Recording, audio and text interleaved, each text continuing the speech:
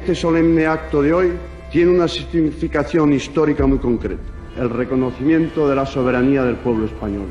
Hay que ganar para consolidar la democracia.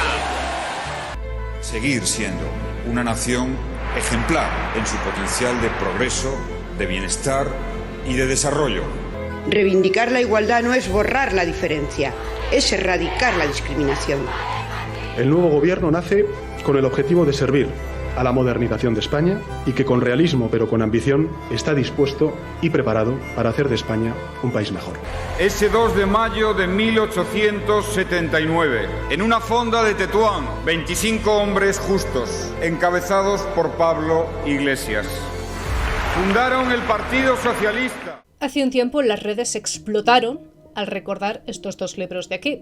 Están descatalogados y la historia de su autor es bastante dura, amigos. Desde el Mundo Viperino no solo practicamos el periodismo, también la filología, y como tal hemos querido hacer este programa para condensar en calidad de reseña las cosas más destacadas al respecto en pro de la cultura y la historia. Nos vamos a limitar única y exclusivamente a lo recogido por el escritor Manuel Bonilla Sauras y a sintetizar uno de sus libros, dado que una reseña debe de ser breve y por respeto a los derechos de propiedad intelectual y autoría. Así que voy a poner aquí una doble pantalla mientras seguimos el esquema.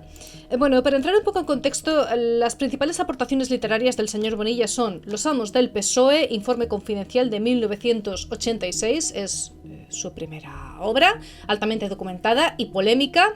Revela los vínculos de los dirigentes del PSOE con la alta finanza anglosionista, presentando al partido como una franquicia al servicio del imperialismo anglosajón. Analiza las redes de la Sociedad Fabiana, la Sociedad Trilateral, el Club Bilderberg y otros organismos supranacionales, relacionándolos con una supuesta conspiración global. La obra fue censurada y prohibida por el régimen del 78, específicamente por Felipe González, y es considerada un material inflamable y peligroso para los poderes establecidos. Este es el que vamos a tratar esta noche, pero debo hacer mención al segundo libro, que es este otro de aquí. Tuvo una difusión muchísimo más limitada en comparación con el primero. La trama oculta del PSOE, 1991. Complementa y amplía los temas del primero, abordando lo que es el mesianismo anglosajón, la conspiración mundialista y la relación del PSOE con multinacionales. Sería muy ambicioso incluirlo en un único programa y no le haría justicia sintetizarlo de tal forma que solo se vea el 10%, como mucho, de todo lo hablado, del contenido, que es lo que por ley permite mostrarse, fotocopiarse. Debemos respetar el trabajo ajeno, amigos. Soy la primera que intenta predicar con el ejemplo lo mejor que puede y sabe, así que debemos ceñirnos a lo permitido. Incluye un prólogo de Ricardo de la Cierva, otro destacado pensador disidente, y busca ofrecer una visión mucho más completa y transversal de la supuesta influencia extranjera y las redes de poder que operan en España.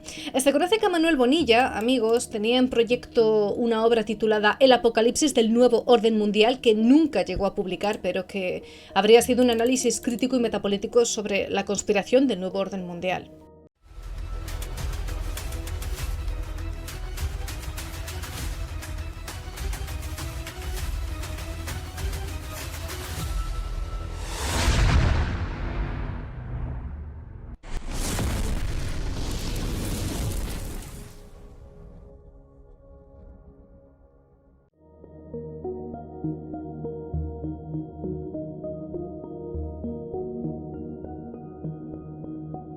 Vamos a reseñar 3 puntos, amigos. La transformación ideológica del PSOE desde el marxismo al reformismo, la influencia tácita pero estructural del fabianismo en esta evolución y la función del PSOE como instrumento de las élites tras la transición. Podemos distinguir en el dibujo de la portada la fachada del Rockefeller Center, rematada con ese 666, que indica su ubicación en la Quinta Avenida 666, números 52 y 53 para ser más exactos, que además contiene connotaciones simbólicas luciferinas, pero ahora no podemos tratar eso porque se desvía del enfoque del autor. Fue un libro censurado en su momento y muy olvidado. Entramos en contexto, amigos. El fabianismo surgió en Reino Unido a finales del siglo XIX como una corriente socialista que rechazaba la revolución violenta y apostaba por el cambio progresivo desde dentro de las instituciones. A diferencia del marxismo, que concebía la lucha de clases como motor del cambio histórico, el fabianismo promovía una transformación social pausada, técnica y conducida por una élite ilustrada, y su impacto fue decisivo en la conformación del laborismo británico, en la creación de determinadas instituciones y en la consolidación de una estrategia socialista compatible con el sistema parlamentario. Sin embargo, esta corriente apenas tuvo incidencia en España durante gran parte del siglo XX. ¿Por qué? Por la estructura económica atrasada, la escasa industrialización, el predominio del mundo rural. Todos estos factores impidieron que las ideas fabianas calaran en el tejido social y político del país. Frente a un Reino Unido con una sólida clase obrera urbana y una cultura institucional avanzada, España ofrecía un terreno social y político poco fértil para un socialismo evolutivo y tecnocrático. Aunque el fabianismo fue prácticamente ignorado por el PSOE durante décadas, sí que hubo algunos intelectuales como Julián Besteiro que reconocieron su valor.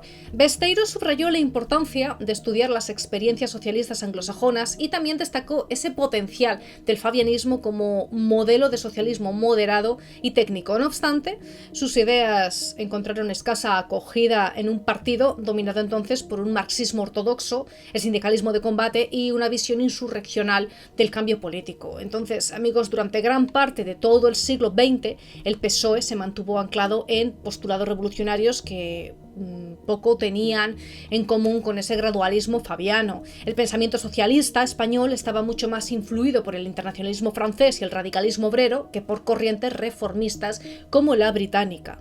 Desde su fundación en 1879 por Pablo Iglesias, el PSOE adoptó el marxismo como guía teórica. No obstante, el contexto español, marcado por el subdesarrollo económico, la débil industrialización y la persistencia del latifundismo, dificultó su consolidación como partido obrero de masas.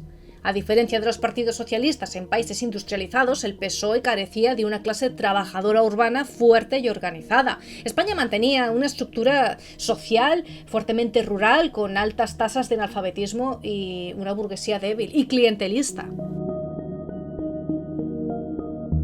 Estas condiciones impidieron el desarrollo de un socialismo con bases sociales amplias, además de la adopción de modelos como el fabianismo, que requerían un entorno institucional más racionalizado y una cultura política más moderna. Esa verdadera acogida del fabianismo en el socialismo español se dio tardíamente durante la transición. El Congreso de Suresnes marcó el inicio de un profundo viaje ideológico del PSOE al renovar su liderazgo con figuras jóvenes como Felipe González y abandonar el marxismo como referencia cultural. Fue entonces cuando sí se dio un cambio además alimentado por determinados factores, como el deseo de integrarse en el sistema democrático posfranquista, el deseo de obtener respaldo internacional y el objetivo de convertirse en una alternativa de gobierno. Entonces, bajo todas estas condiciones, grosso modo, el PSOE adoptó una línea política tecnocrática, europeísta y moderada, alineada con los principios fabianos, aunque en el libro rara vez se les menciona directamente. No obstante, consta como tal. En los congresos posteriores se consolidó este giro. El partido dejó atrás el marxismo reformista del socialismo, que estaba centrada en la economía de mercado regulada, el estado del bienestar y la gobernanza eficaz desde el aparato estatal, y al final la influencia del fabianismo, aunque nunca explícita, sí se volvió estructural en la nueva estrategia política y organizativa del PSOE. Durante los años de consolidación democrática, el PSOE sí que se convirtió en una fuerza central del sistema político español, pero también en un instrumento funcional a los intereses de las élites europeas. Amigos, el pensamiento fabiano, centrado en el control institucional, el gradualismo político, la tecnocracia ilustrada, todo esto sirvió de guía tácita para los dirigentes socialistas de la nueva etapa. Figuras como Felipe González o Miguel Boyer adoptaron un enfoque claramente fabiano: desideologización, eficiencia administrativa, subordinación a los marcos internacionales como la Comunidad Económica Europea, la OTAN, etc. Y una política económica cada vez más alejada del socialismo tradicional. De esta forma, el PSOE se convirtió en un partido adaptado a las exigencias de ese capitalismo global, alejándose del contenido obrero y revolucionario que habría definido su origen.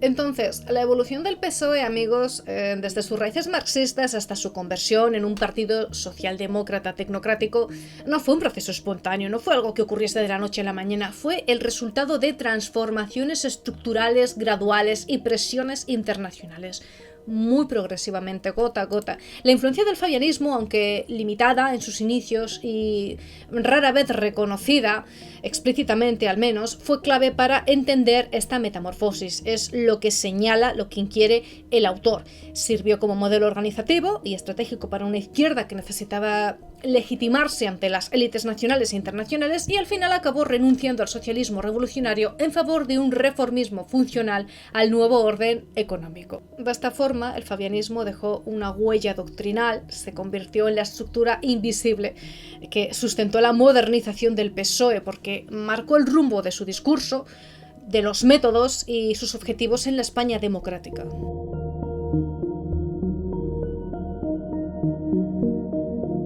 España llegó tarde a la industrialización, el PSOE adoptó un marxismo rígido, no había una clase obrera fuerte ni organizada, faltaba una burguesía reformista, ilustrada, predominaba el anarquismo, el sindicalismo radical, hubo una gran desconexión total con el pensamiento británico. Lo primero que destaca el autor es que España llegó muy tarde a la industrialización.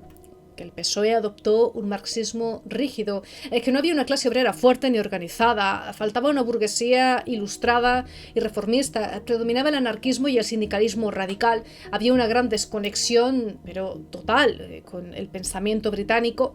Nacionalismo y anglofobia dificultaban la apertura y el fabianismo solo influyó y de forma encubierta a partir de los años 70. Esa casi nula incidencia del fabianismo en el socialismo español hasta bien entrado el siglo XX no puede explicarse únicamente por diferencias doctrinales, amigos. En realidad, esta ausencia responde a un conjunto de factores estructurales, culturales e ideológicos también, podríamos decir, que configuraron un entorno profundamente adverso para la recepción de lo que es un socialismo gradualista, institucional y tecnocrático como el que propugnaba la sociedad fabiana británica. España, a diferencia del Reino Unido, no contaba con esas condiciones sociales, económicas ni culturales necesarias para que prendiera ese modelo socialista basado en la reforma desde dentro del sistema. Aparte de una industrialización tardía, la clase obrera estaba muy débil. A finales del siglo XIX y durante buena parte del XX, la economía española permanecía anclada en el modelo agrario, con amplias zonas rurales dominadas por el latifundismo, el alfabetismo y relaciones sociales casi feudales. Esto impidió la formación de un proletariado urbano fuerte, organizado y consciente, condición imprescindible para que ideas como las fabianas, pensadas para una clase obrera integrada en el sistema, pudieran desarrollarse. Entonces, el obrero español, en su mayoría rural o escasamente industrializado, no respondía al perfil que el fabianismo contemplaba como una especie de agente del cambio, un trabajador urbano con cierta formación, abierto a la vía parlamentaria, al sindicalismo moderado y a los procesos burocráticos de reforma. Entonces, amigos, sin ese sujeto social, sin ese tipo, las propuestas fabianas carecían de base real. Otro factor determinante fue la inexistencia en España de una burguesía ilustrada y progresista como la que dio origen al fabianismo en Gran Bretaña. Entonces, mientras los fabianos británicos surgieron del seno de una élite culta, preocupada por la justicia social, pero partidaria de preservar el orden institucional, en España las élites eran mayoritariamente terratenientes, rentistas o vinculadas a ese clientelismo político.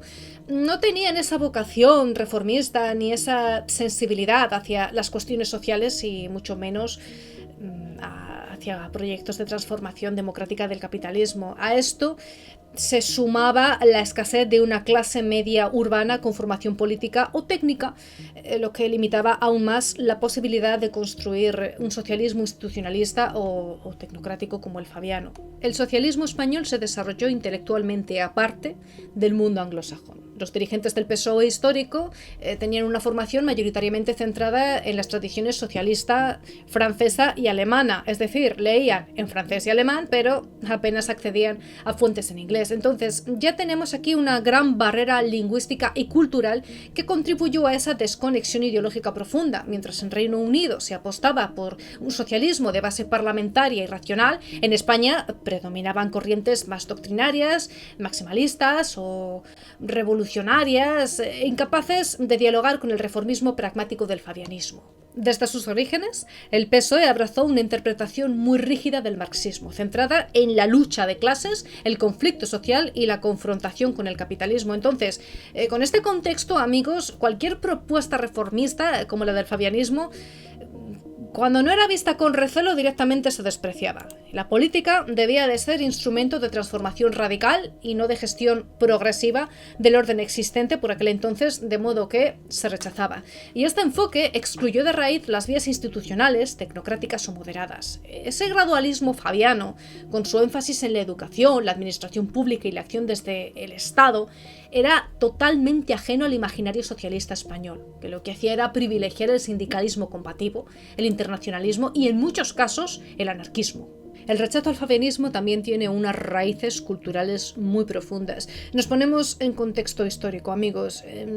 Ya sabemos que a lo largo de los siglos la relación entre España e Inglaterra ha estado marcada por muchos conflictos militares, rivalidades coloniales, tensiones geopolíticas y demás. Tenemos episodios como la derrota de la Armada Invencible, la piratería británica, por ejemplo, la cuestión de Gibraltar.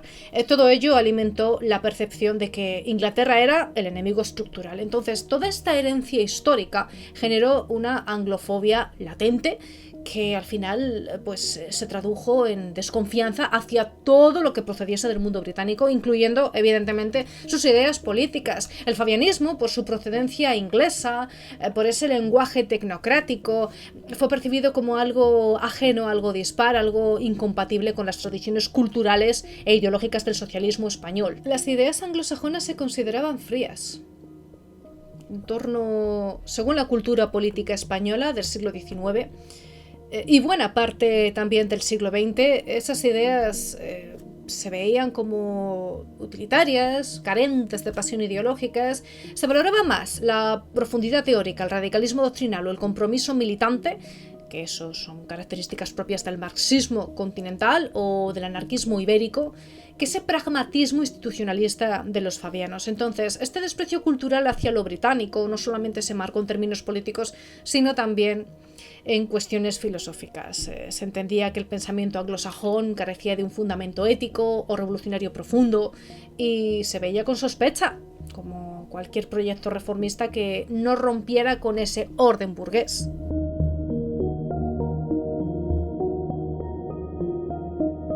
El PSOE pasó del marxismo a una socialdemocracia moderada. El Congreso de Suresnes marcó el cambio ideológico clave. La nueva generación fue formada y financiada desde el exterior. La Internacional Socialista y el SPD alemán rediseñaron el partido. Bajo Felipe González se aplicaron reformas liberales.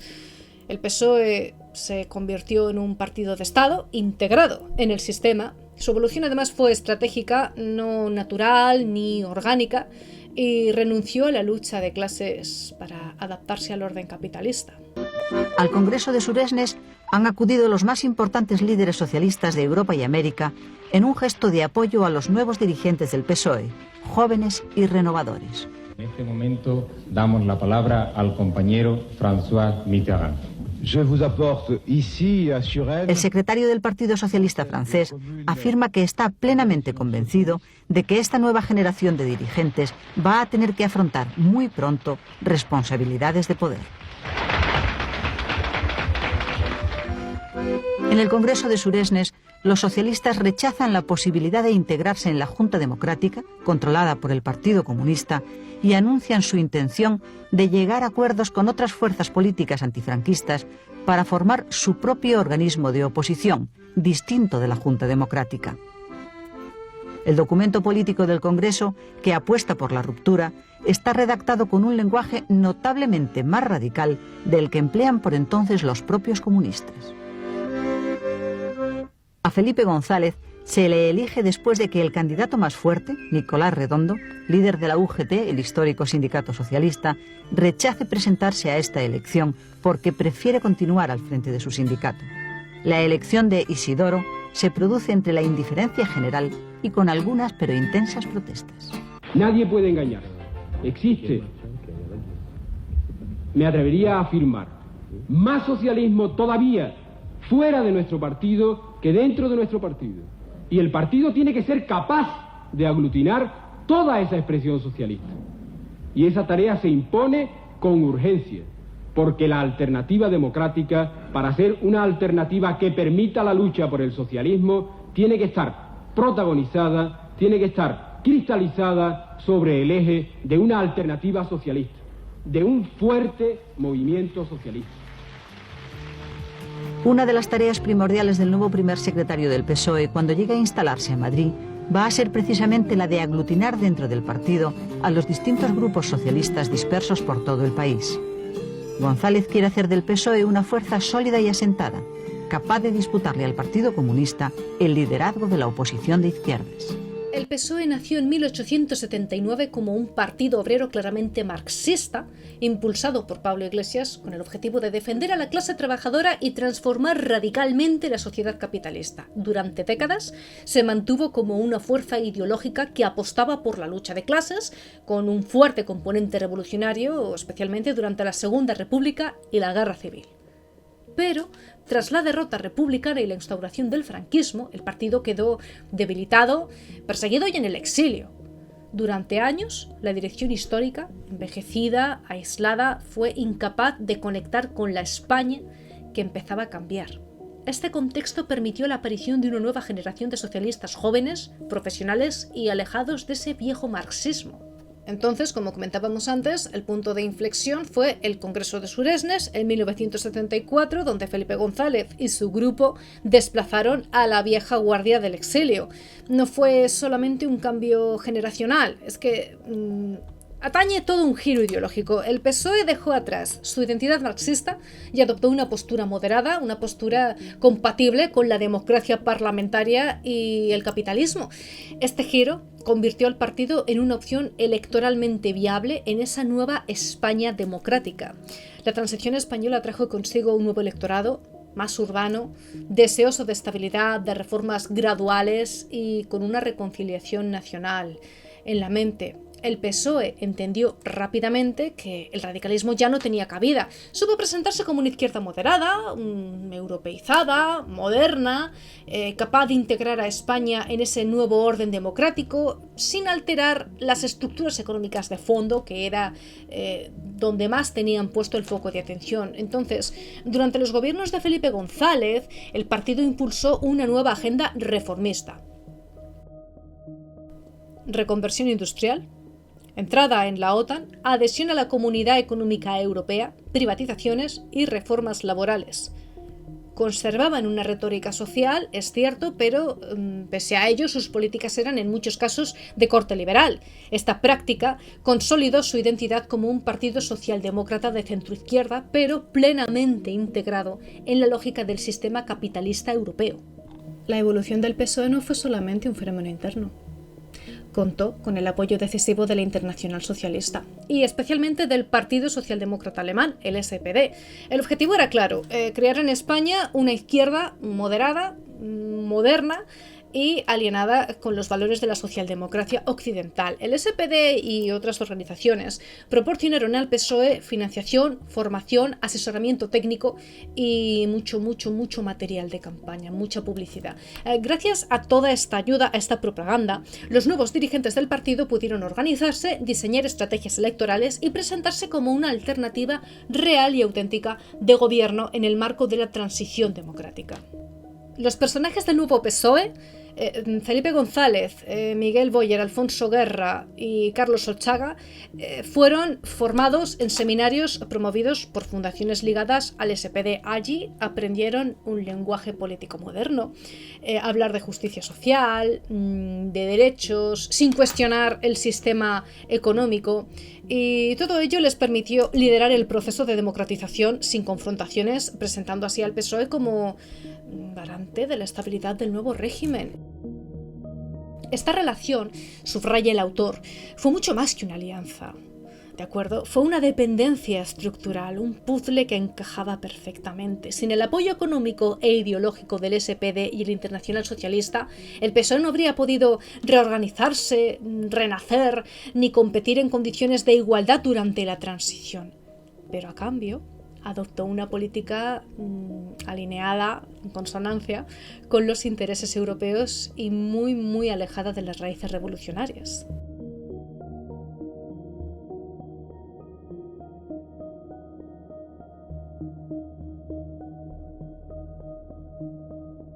La relación de Franco con la masonería fue mucho más que un odio visceral. Supuso una verdadera obsesión con el objetivo de destruirla. Durante la Guerra Civil firmó decretos destinados a perseguir y desmantelar las logias en España. También promovió una ley para la represión de la masonería y del comunismo, porque consideraba que ambos grupos eran parte del mismo complot. Bajo la dictadura franquista, solo en 1936 fueron fusilados al menos 200 masones después del primer decreto contra la masonería. El primer artículo rezaba: la francmasonería y otras asociaciones clandestinas son declaradas contrarias a la ley, por lo que todo activista que permanezca en ellas tras la publicación del presente edicto será considerado como reo del crimen de rebelión, en la práctica una sentencia de muerte. En diciembre del 38 prohibió las inscripciones y simbología masónica en los cementerios. Les acusaba junto al comunismo de ser los responsables de la pérdida del Imperio Español y la caída de la monarquía constitucional. Su obsesión con la masonería se pudo observar hasta en su último discurso en 1975, a un mes de fallecer. Allí culpó a la conspiración judeo-masónica de ser los responsables de todas las agresiones internacionales.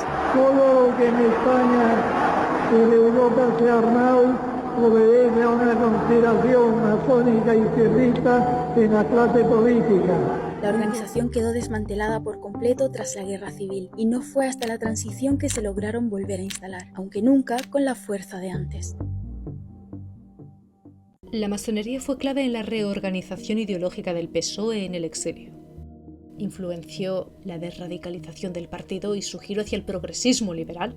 Existieron tensiones internas entre masones y sectores marxistas del PSOE. Su presencia generó conflictos con la Internacional Socialista por el control ideológico. La masonería aportó valores ilustrados, pero fue vista también como un factor elitista, y su legado sigue presente en la identidad laicista y secular del PSOE contemporáneo. Tras la Guerra Civil, la dictadura franquista obligó al PSOE a reorganizarse en el exilio, principalmente en Francia, México y América Latina. Entonces, en todo ese entorno hostil, muchos socialistas se encontraron en una especie de lugar que hacía a la vez de refugio, cohesión ideológica y apoyo material. Las logias ofrecían no solo protección y redes de contacto, sino también un marco de pensamiento compatible con una parte del socialismo que era el laicismo, el internacionalismo, el humanismo racionalista y los ideales ilustrados. Toda esta coincidencia de valores facilitó la colaboración entre masones y socialistas, dando así lugar a una etapa de fuerte confluencia doctrinal. Varios dirigentes socialistas, exiliados, especialmente aquellos con formación intelectual o una inclinación liberal, progresista, se afiliaron a logias y comenzaron a promover una visión del socialismo más próxima al universalismo laicista que al marxismo clásico. Esta corriente impulsó un discurso centrado en la razón, el progreso moral y la justicia social, desplazando, en parte, las referencias al materialismo histórico y a la lucha de clases. La influencia de la masonería fue creciendo en el PSOE, desde dentro. En el exilio, los masones lograron ocupar espacios clave en la toma de decisiones dentro del partido y esto les permitió orientar parte de su ideario. Desde esa posición defendieron una evolución del PSOE hacia una izquierda reformista, alejada del radicalismo revolucionario y basada en principios como la libertad individual, la fraternidad humana y la igualdad de derechos. Este proceso, sin embargo, no fue homogéneo. Surgieron tensiones internas entre quienes veían con buenos ojos esa apertura filosófica y quienes consideraban que la masonería era una organización elitista, cerrada, oscura y no democrática. La fractura más visible fue entre dos polos ideológicos: el socialismo laico-intelectual, influido por la masonería, y el obrerismo marxista más ortodoxo. La creciente visibilidad masónica dentro del PSOE generó también conflictos en el ámbito internacional, especialmente en la Internacional Socialista. Bajo la influencia del SPD alemán, esta organización promovía una socialdemocracia racional, ordenada y estrechamente vinculada con los intereses geoestratégicos de la Guerra Fría. El problema no era tanto doctrinal como estructural. La masonería, por su carácter discreto, transversal y ajeno a los canales de financiación convencionales, resultaba muy difícil de controlar, al menos para las fundaciones socialistas centroeuropeas, y esto provocó una pugna de poder y de modelos políticos. Aunque ambas partes compartían objetivos como el antifranquismo, por ejemplo, el europeísmo o el laicismo competían por definir la futura identidad del PSOE. Toda esta tensión se acentuó durante la transición española. Recordemos cuando el PSOE debía decidir entre si seguir ligado a estructuras ideológicas tradicionales como la masonería o integrarse plenamente en la lógica electoral de una democracia pluralista, modernizando su imagen y también con ello su discurso. Uno de los efectos más duraderos de la influencia masónica fue el impulso hacia esa desradicalización del PSOE. Bajo el peso intelectual de los masones y de otros reformistas, el partido abandonó en parte su tradición obrera y se transformó en una formación progresista, tecnocrática y secular. Todo este cambio se expresó no solo en el lenguaje y la estrategia política, sino que también se vio en la acción legislativa una vez que el PSOE llegó al poder. ¿Qué ocurrió? Que se promovieron leyes y reformas orientadas al laicismo activo, como la separación de Iglesia y Estado o la descristianización de la educación pública, la defensa de los derechos individuales en clave liberal y la incorporación de valores ilustrados en la Constitución democrática. La influencia masónica contribuyó así a convertir al PSOE en una fuerza adaptada a los valores de la nueva izquierda europea. Con el paso del tiempo y el retorno a la política nacional, la influencia masónica en el PSOE se convirtió en motivo de debate. Entonces, mientras algunos sectores defendían mantener esa herencia como parte de la identidad histórica del partido, otros argumentaban que para conectar con un electorado mucho más amplio y diverso era muy necesario distanciarse de organizaciones percibidas como secretas o elitistas. Todo este conflicto, amigos, reflejaba una tensión de fondo. ¿Cómo conciliar el pasado ideológico del PSOE con las nuevas exigencias políticas de una democracia moderna? En este proceso, la masonería pasó a ser de una influencia decisiva a un factor mucho más discreto, aunque aún presente en ciertos debates de fondo sobre los valores y la cultura política del partido.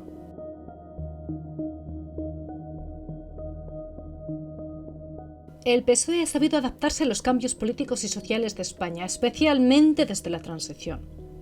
Evolucionó de un partido marxista a una fuerza socialdemócrata moderada y de gobierno.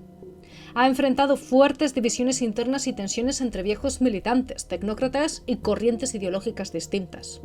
Factores externos como la Internacional Socialista y la masonería han influido en su evolución política. A pesar de sus contradicciones, sigue siendo un pilar fundamental en el sistema democrático español.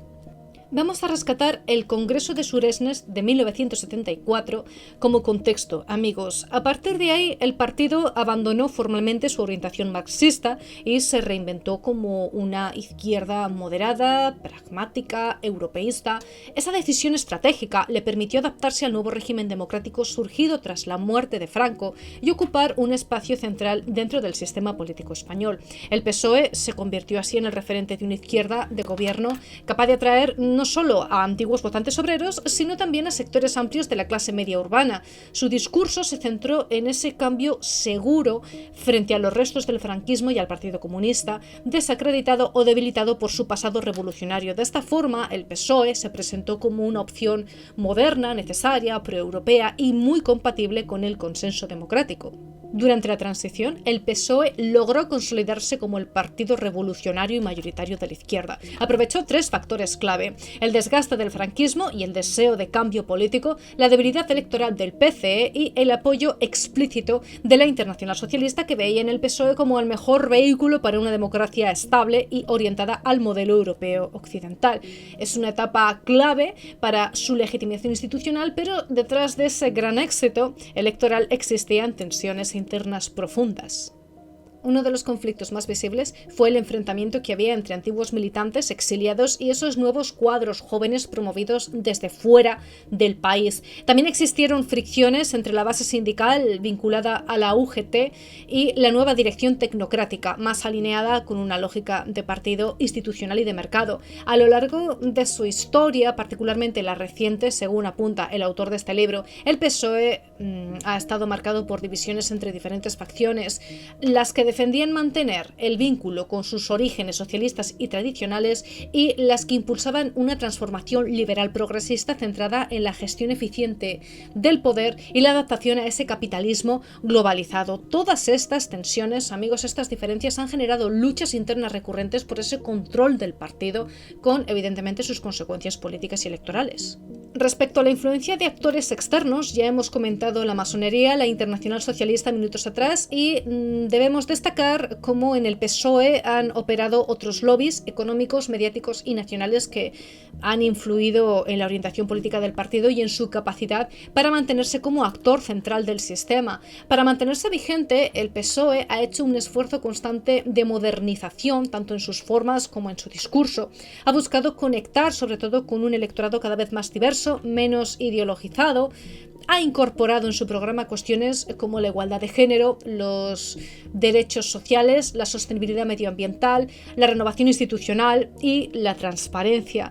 Entonces, internamente ha impulsado reformas organizativas para mejorar esa participación de la militancia y para responder a la desafección política generalizada. Sin embargo, la estructura del partido sigue estando marcada por dinámicas verticales de poder, donde las decisiones estratégicas tienden a estar en manos de cúpulas directivas. Pese a todas sus contradicciones, crisis, el PSOE ha demostrado una notable capacidad de adaptación y resistencia. Ha sobrevivido a divisiones internas, a escándalos, a crisis económicas y al surgimiento de nuevos partidos de izquierda. Ha demostrado tener una gran habilidad para moverse hacia el centro, ocupar el espacio progresista difuso y controlar los aparatos institucionales. Esto lo ha convertido en un actor fundamental del sistema político español. También ha sido clave en lo que se conoce como la construcción del estado de bienestar en España, la consolidación de la democracia parlamentaria, y se afirma que, aunque ha renunciado a muchos de sus postulados fundacionales, mantiene su compromiso con la justicia social, la igualdad y la gobernabilidad democrática, al menos como parte central de su identidad.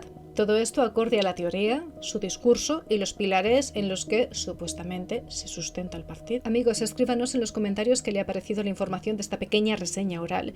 Les recuerdo que lo aquí explicado ha sido acorde a la información del libro Los amos del PSOE. No hay ninguna opinión personal ni un enfoque subjetivo. Usted puede o no estar de acuerdo con el autor.